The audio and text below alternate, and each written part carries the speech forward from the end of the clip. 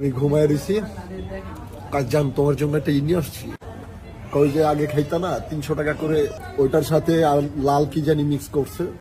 আমি প্রচুর ঘুম পাইছি আমার, সেই ঘুমে ঘুমে আমাকে আমার গোপন অঙ্গ কেটে সে পালাইছে। কাইটা 2 ভাগ করে হালাইছে, হাতে নিয়ে বসে রয়েছে মহিলায়। হাই হাই বন্ধুরা, জনপ্রিয় কন্টেন্ট ক্রিয়েটর জুনিয়র সাকিবের এইবার গোপন অঙ্গ কেটে দিয়েছে তারই স্ত্রী শিখা। ইতিমধ্যে হাসপাতালে জুনিয়র সাকিব মৃত্যুর সাথে লড়াই করছে, এমনকি তার বিশেষ অঙ্গ কিভাবে কেটেছে তার স্ত্রী এ বিষয়ে জুনিয়র সাকিব মুখ খুলে কি বলেছে, এমনকি অন্যদিকে জুনিয়র সাকিবের মা কেঁদে কেঁদে পাগলের মতো হয়ে গিয়েছে। তো বন্ধুরা, সেই ভিডিওগুলো আপনাদের মাঝে দেখাবো। তাছাড়া সর্বশেষ ওমরের কিছু নতুন আপডেট জানতে পারবেন। তাই বন্ধুরা অবশ্যই ভিডিওতে লাইক দিয়ে শেষ পর্যন্ত দেখতে থাকুন।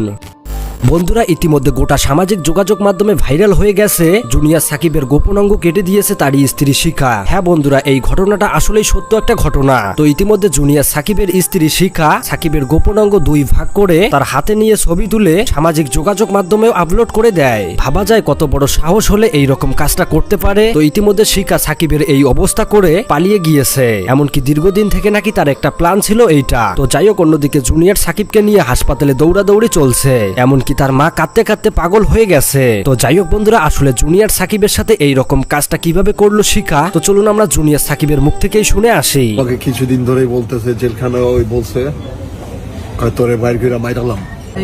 কালকেও 2-3টা চট থাপুর মারছে, এই যে ঘাড়ের এখানে দাগ আছে। তারপর আমি ঘুমায় রয়েছি, কাজ জান তোমার জন্য একটা নিয়ে আসছি।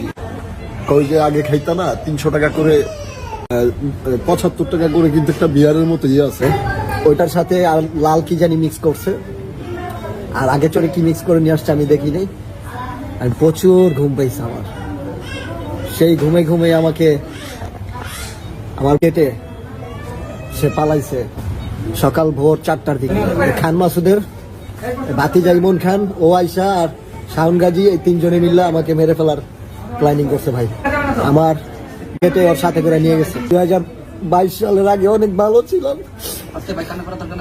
আসলে বন্ধুরা, একটা ছেলের লাইফটাই শেষ করে দিয়েছে একটা মেয়ে। ভাবা যায় এই রকম মেয়ের কথা, ঘুমের ওষুধ খেয়ে তার এই রকম সর্বনাশ করে ফেলেছে। ভাইরে ভাই, আমরা জুনিয়র সাকিবের 2021 এমনকি 22 সালে অনেক ভালো ভালো নাটক দেখেছিলাম, কিন্তু বর্তমান আমরা তার কোনো নাটক পাইনি। তার কারণ হচ্ছে এই শিখা মেয়েটি নাকি তাকে কোনো কন্টেন্ট করতে দেয়নি। ভাইরে ভাই, বাংলাদেশে এর আগে এমন কিছু ঘটনা ঘটেছে কি ঘটেনি যেখানে স্ত্রী স্বামীর বিশেষ অঙ্গ কেটে ফেলে। তো যাই হোক বন্ধুরা, অন্যদিকে আবার জুনিয়র সাকিবের মা গোটা বাংলাদেশের কাছে এই শিখা মেয়েটি শাস্তি যাচ্ছে, এমনকি কাঁদতে কাঁদতে পাগল পর্যন্ত হয়ে যাচ্ছে।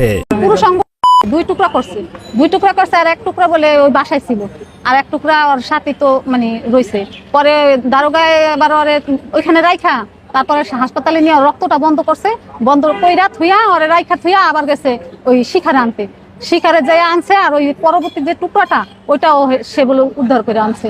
এখন আমার ছেলের যে অবস্থা, আমার ছেলে মনে হয় বাঁচবে না, আমি জানি না, বাঁচতেও পারে না। ভাইরে ভাই, হয়তো এই জুনিয়র সাকিব আর কখনো বিয়ে করতে পারবে না, এমনকি আমার সন্দেহ লাগে সে আর বেঁচে থাকবে কি থাকবে না, সেইটাও একটু সন্দেহের বিষয়। তো যাই হোক বন্ধুরা, অন্যদিকে টিকটকার অপু ভাই জুনিয়র সাকিবের বিশেষ অঙ্গ তার স্ত্রী কেটে ফেলার কারণে ইতিমধ্যে লাইভে এসে তার স্ত্রীকে নিয়ে কি বলেছে সেই ভিডিওটি দেখুন। একটা ছেলের যখন একটা মেয়ে সোনাপঙ্কি কেটে নিয়ে চলে যায়, তখন ছেলেটার লাইফ শেষ।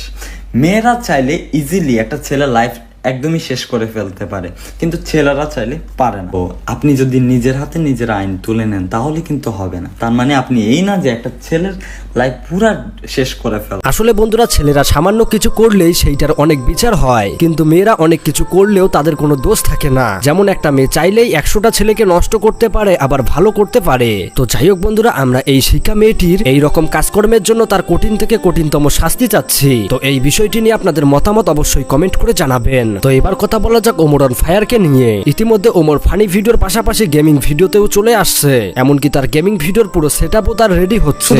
গাইস, আজকে আমি বিল্ড করতেছি একটা হোয়াইট গেমিং পিসি, যেটার বর্তমান অবস্থা আছে এইরকম, বাট কিছুক্ষণ পরে এটার অবস্থা হয়ে যাব ঠিক এইরকম। তো যাই হোক বন্ধুরা, খুব শীঘ্রই ওমর গেমিং এ আসতেছে। তো যাই হোক বন্ধুরা, অন্যদিকে ওমর বেইমানিদের উদ্দেশ্য করে টিকটকে কি বলেছে সেই ভিডিওটি দেখুন।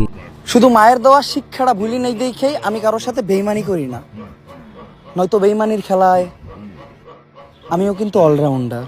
তো যাই হোক বন্ধুরা, এই ছিল আজকের এই নতুন আপডেটের ভিডিও। দেখা হচ্ছে পরবর্তী কোনো নতুন আপডেট নিয়ে। আল্লাহ হাফেজ।